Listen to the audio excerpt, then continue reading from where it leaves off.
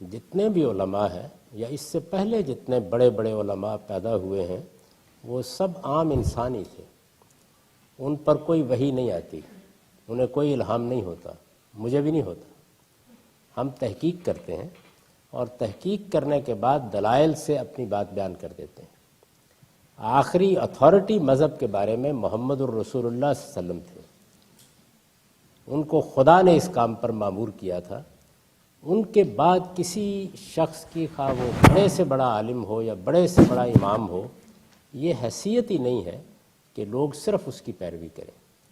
ہر آدمی کو دین کے معاملے میں ضروری علم حاصل کرنا چاہیے، اور جب اس کو کوئی مسئلہ درپیش ہو تو جس طریقے سے آپ باقی علوم میں ان علوم کے ماہرین سے بات کرتے ہیں، یہاں بھی بات کر لیں.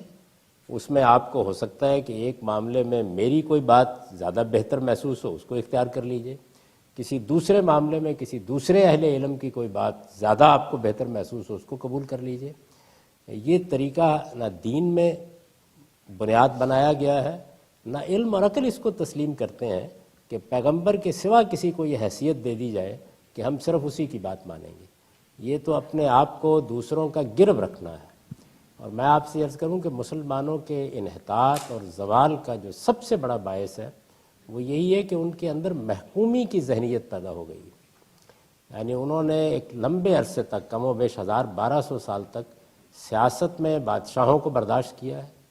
چنانچہ وہاں تو کوئی سوال نہیں ہے کہ آپ گفتگو کر سکیں، بات کر سکیں، تنقید کر سکیں، اپنا نقطہ نظر واضح کر سکیں. تو ان کو محکومی بن کے رہنا پڑا ہے.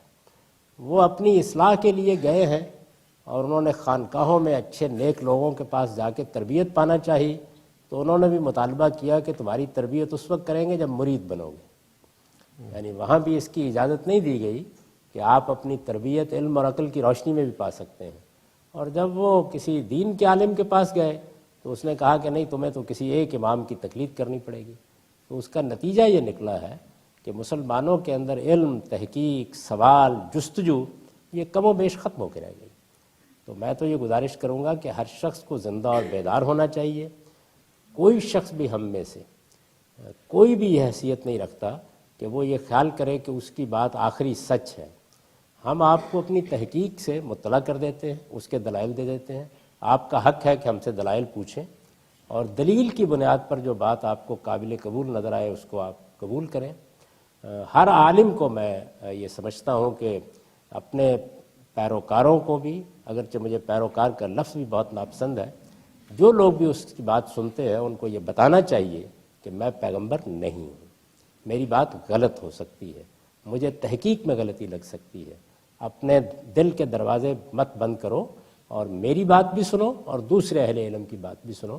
پھر جو بات تمہیں زیادہ معقول نظر آئے، جو تمہارے دل و دماغ کو زیادہ اپیل کرے، جس کی بنیاد تمہیں زیادہ بہتر محسوس ہو، اس کو قبول کرو.